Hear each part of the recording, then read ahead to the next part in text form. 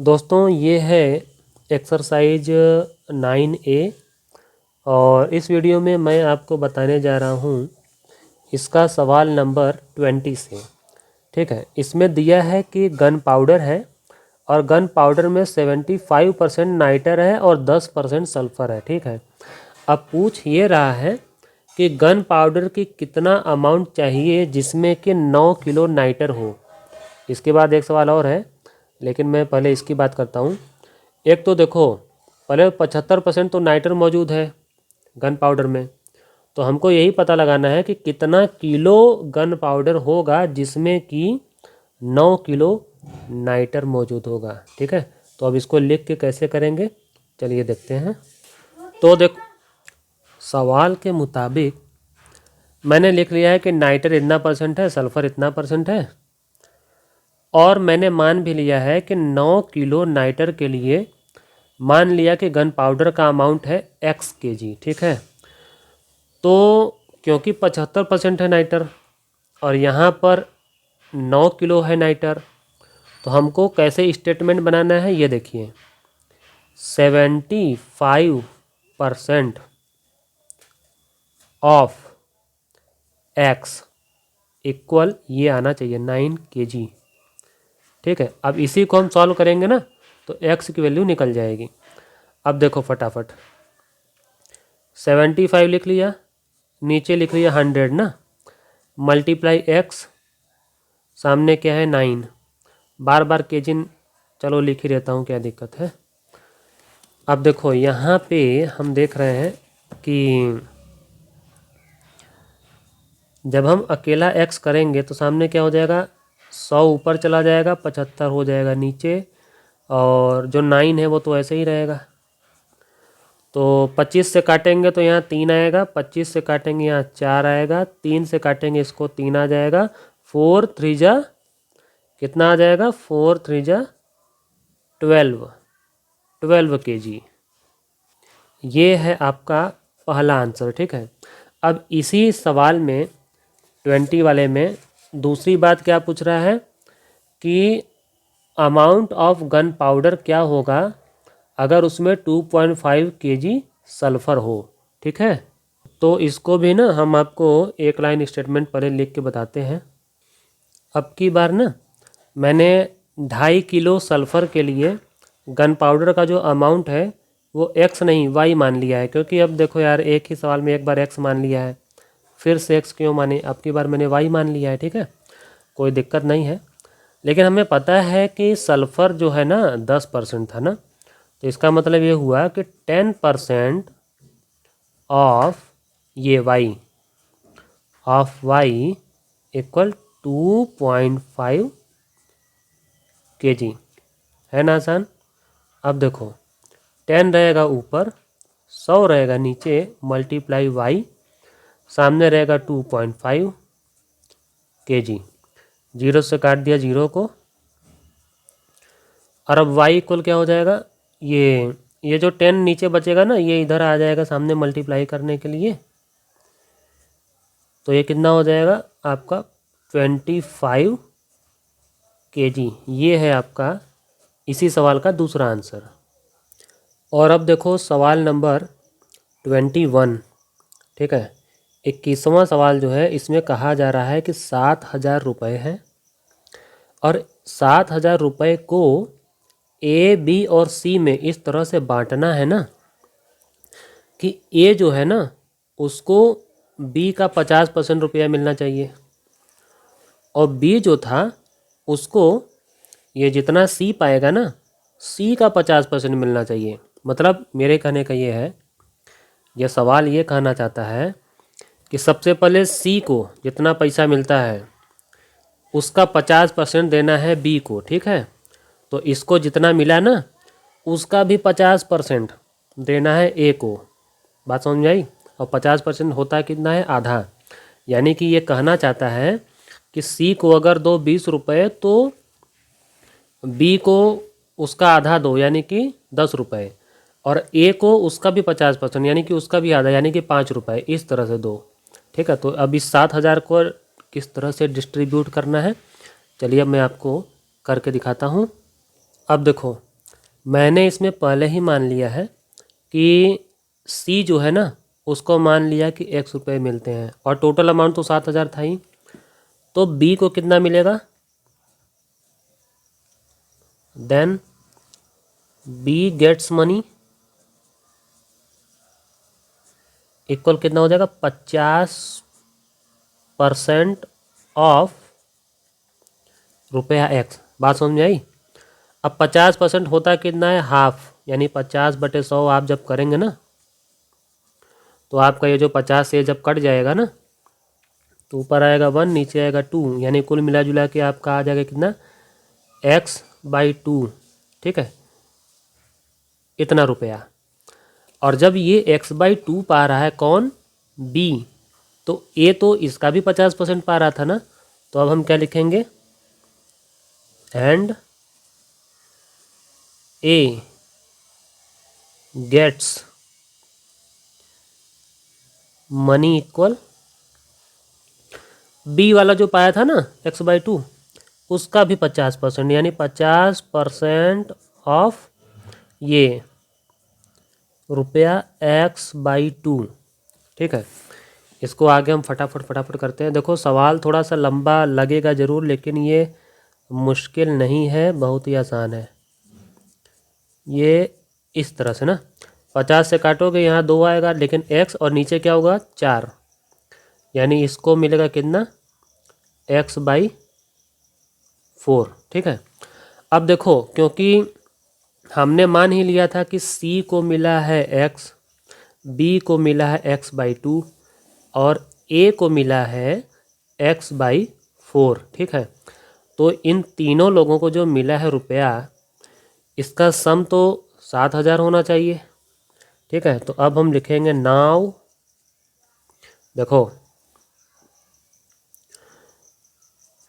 रुपया x plus x/2 plus x/4 equal कितना होना चाहिए, 7,000 ना, रुपया 7,000। ठीक, अब इसी को हमें सॉल्व करना है। ठीक, देखो क्या करेंगे हम, यहाँ पे इसके नीचे देख रहे हैं कुछ नहीं है ना, तो इसके नीचे आप ऐसे 1 लगा सकते हैं, कोई दिक्कत नहीं है। 1, 2 और 4 का, जैसे फ्रैक्शंस का एडिशन करते हैं ना, तो 1, 2 और 4 का एलसीएम ले लेंगे तो कितना आ जाएगा। बार बार यहाँ पे रुपया लगाने की ज़रूरत नहीं है, यहाँ पर आपका आ जाएगा एलसीएम कितना आ जाएगा, 1, 2 और 4 का एलसीएम आ जाएगा 4। अब हम ऊपर वाले जो हैं उसको भी सेट कर देते हैं। 1 4 जा 4, तो इसीलिए इसमें हम 4 से मल्टीप्लाई करेंगे तो 4x बन जाएगा। 2 2 जा 4, इसलिए इसमें हम 2 जा से मल्टीप्लाई करेंगे। 4 1 जा 4, तो 1 जा है तो x 1 जा x ही रहेगा।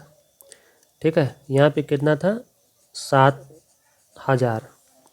अब आगे क्या होगा, यहाँ पे 4x प्लस 2x 6x हो गया, 6x और प्लस सिंगल x कितना हो गया, 7x। तो 7x/4 सामने क्या है, रुपया 7,000 ना। अब देखो जब हम अकेला x करेंगे तो क्या आ जाएगा, 4 ऊपर चला जाएगा और जो 7 है वो नीचे आ जाएगा और मल्टीप्लाई रुपया 7,000। 7 से इसके काटेंगे तो कितना आ जाएगा, 1,000। ठीक है, तो x की वैल्यू कितनी आ जाएगी, 4 1 जा 4 ना, 4, यानी कि 4,000 रुपये। ठीक, और x की वैल्यू 4,000 रुपये आई है ना, इसका मतलब हमने किसको माना था, c को माना था x ना, तो b को कितना मिलता, यहाँ पे देखो, यानी कि जो c का शेयर है ना, यहाँ पर देखो ध्यान से, ये एक तरह से क्या है, c का शेयर है, क्योंकि हमने c का x मान लिया था, तो c का शेयर तो आ गया। अब हमें पता करना है b का शेयर, b का शेयर, तो b का शेयर कितना आया था, b का शेयर आया था x/2 ना, यानी 4,000/2, यानी कि रुपया 2,000। ये है b का। और अब निकालते हैं हम किसका, a का। ठीक है, a का शेयर कितना है, ए का शेयर तो x/4 आया था, तो 4000/4 कितना आ जाएगा? ये आ जाएगा आपको रुपया 1000, इस तरह से। अब जैसे कि इस सवाल में मैंने सी का पहले माना था, उसका आधा फिर उसका आधा ऐसे किया है, तो मेरा सी पहले आया है, बाद में बी आया है, फिर बाद में ए आया है। और आप एक और तरह से भी मान सकते थे, जैसे कि ए का मान लेते एक्स, उसका मान लेते डबल एक्स और उसका मान लेते 4x। तो आपका ए पहले आ जाता, फिर बी आता, फिर सी आता, तो भी कोई दिक्कत नहीं थी। लेकिन उसमें क्या है ना, आपको ज़्यादा सोचना पड़ेगा, उस हिसाब से समझाना पड़ता है, इसलिए इस तरह से मानिए, बल्कि ये ठीक है। ठीक है, अब चलिए हम बढ़ते हैं अगले सवाल की ओर। तो चलो अब देखते हैं ना, ये सवाल नंबर 22। इसमें क्या बोल रहा है? शुद्ध सोना, प्योर गोल्ड। तो प्योर गोल्ड को ना 24 कैरेट गोल्ड बोलते हैं। ठीक है, 24 कैरेट गोल्ड जो होता है वो 100% क्या होता है? प्योर। अब ये पूछ रहा है कि जो 22 कैरेट गोल्ड है, 22 कैरेट गोल्ड है, वो कितना % प्योर है, ये बताओ। तो इसमें हम देख रहे हैं ना कि हिंट भी दिया हुआ है, तो चलो मैं हिंट दिया है तो यही समझा देता हूँ। 22 कैरेट गोल्ड में कहने का मतलब ये है कि जो 24 पार्ट है ना, उसमें से 22 पार्ट मौजूद होता है सोना।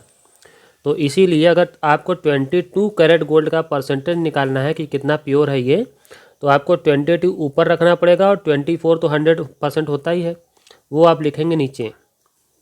ठीक है, यानी कि ये देखिए, ये 22 ऊपर रखना है, 24 नीचे रखना है, 100 से तो मल्टीप्लाई करेंगे ही क्योंकि परसेंटेज निकालना है। उसको आप खूब सॉल्व करेंगे, सॉल्व करते जाएंगे तो कुल मिला जुला करके आपका इतना आ ही जाएगा। ठीक है, अब आपको कैलकुलेशन, मान लीजिए प्रॉब्लम होती है कि इससे ये कैसे अचानक आ गया, तो कैलकुलेशन वाला जो पोर्शन है वो मैं आपको करके दिखा देता हूँ। तो देखो यार, मैंने सिर्फ इतना लिखा हुआ है क्योंकि किताब में काम भर का ना हिंट दिया हुआ था। तो कैलकुलेशन वाला जो है मेरा हिस्सा यहाँ पे उतार लेना। देखो, 2 से काटेंगे 11 आएगा, 2 से काटेंगे 12 आएगा, 4 से काटेंगे 3 आएगा, 4 से काटेंगे तो यहाँ पे 25 आ जाएगा। ठीक है, तो कुल मिला जुला करके हमारा ऊपर क्या आ जाएगा? 25 और 11 का मल्टीप्लाई करेंगे तो कितना आएगा? 275। और नीचे तो 3 है, इतना % ठीक है, लेकिन ये ना एक इम्प्रॉपर फ्रैक्शन है, इसीलिए जब हम इसको उसमें मिक्स्ड फ्रैक्शन में बदलने लगेंगे ना, तो उसका एक रफ वर्क होता है इस तरह से। 275 इसको डिवाइड करेंगे 3 से, तो 3 9 27, 5 आ जाएगा, 3 एकम 3, 2 आ जाएगा ना। तो ये जो 91 जो क्वोशेंट है इसको लिखेंगे सबसे पहले। ठीक है, उसके बाद ये जो रिमाइंडर है ये लिखेंगे ऊपर, और जो 3 था नीचे वो तो नीचे ही रहेगा। इस तरह से आ रहा है आपका ये वाला आंसर। अब देखो इस एक्सरसाइज का आखिरी क्वेश्चन, सवाल नंबर 23। इसमें बोल रहा है कि कोई ऑफिसर है, उसका जो सैलरी है ना वो 25% बढ़ा दिया गया। ठीक है, अब आगे क्या बोलता है कि उसकी जो न्यू सैलरी है, जो बढ़ी हुई सैलरी है, उसका कितना परसेंट जो है कि डिक्रीज यानी घटाया जाए कि वापस उसकी सैलरी जो है उतनी ही हो जाए जैसा कि पहले थी। तो आप ये मत कहना कि 25% बढ़ाया गया था ना, तो नई सैलरी का 25% घटा देना, उतना ही आ जाएगा, नहीं आएगा, ये आप गलत बता सकते हैं। 25% बढ़ाना अलग बात होती है, क्योंकि जो शुरुआती सैलरी रहता है ना उसका 25% निकाला जाता है, जबकि घटाते वक्त क्या होगा, जो नई सैलरी आएगी वो सैलरी तो बहुत बड़ी हो जाएगी, तो उसका जो 25% होगा ना वो बड़ा अमाउंट आएगा। तो ये चक्कर क्या है आपको मैं अब लिख के बताता हूँ। अब देखो, इसमें मैंने मान लिया कि जो ऑफिसर था उसका जो ओरिजिनल सैलरी था, जो शुरुआत में था सैलरी, वो ₹X था। ठीक है, तो उसका इंक्रीमेंट कितना किया गया था? इंक्रीमेंट इन सैलरी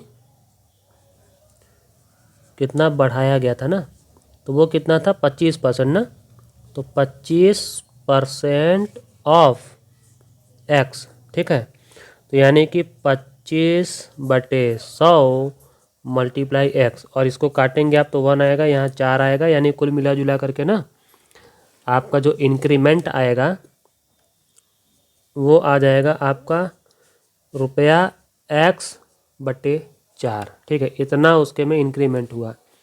ठीक, अब इसका हम देखते हैं कि न्यू सैलरी क्या आ जाता है। तो जो न्यू सैलरी है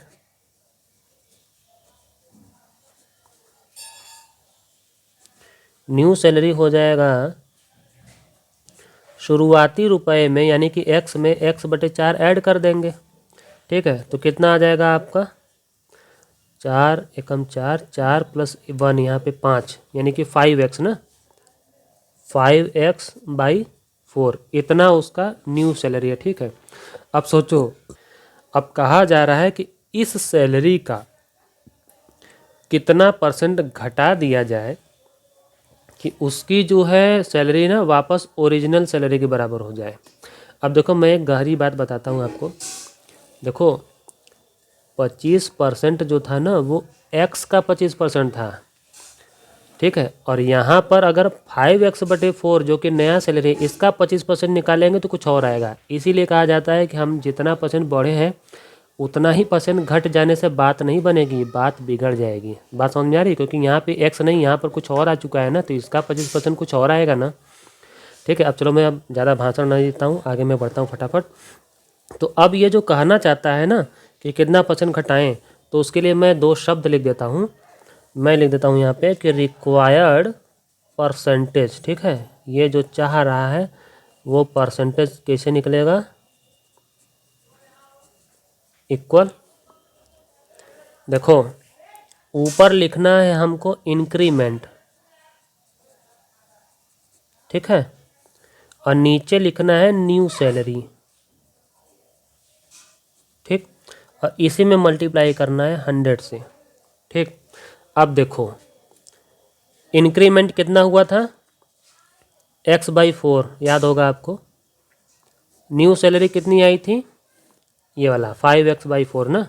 अब बस देखो, अब आखिरी सीन चल रहा है, बस 5x/4, और परसेंटेज निकाल रहे हैं ना, तो 100 तो लिखेंगे ही। अरे हाँ, एक चीज़ तो करना ज़रूरी था, परसेंटेज का सिंबल। ठीक है, तो लो इतना सेटिंग करके हम ऐसे कर दे रहे हैं।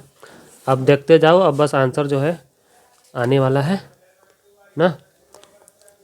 ये तो क्लियर है कि जो ऊपर वाला होता है फ्रैक्शन वो तो सीधा सीधा लिखते हैं, फिर मल्टीप्लाई करते हैं, नीचे वाले फ्रैक्शन को पलट देते हैं, 4 ऊपर और 5x नीचे, और मल्टीप्लाई करेंगे क्या, 100। ठीक है, आप देख रहे हैं कि x से x कट गया, 4 से 4 कट गया, 5 से इसको काटेंगे तो कितना आ जाएगा 20, और बाहर है परसेंटेज। तो कुल मिला जुला करके आपका आंसर कितना आ रहा है, बचा कौन है, केवल 20। तो ये आपका आंसर आ रहा है 20%। ठीक है, अब आपको ये सब अगर इस वीडियो को देखकर समझ में आ गया हो तो चैनल को कर लेना सब्सक्राइब।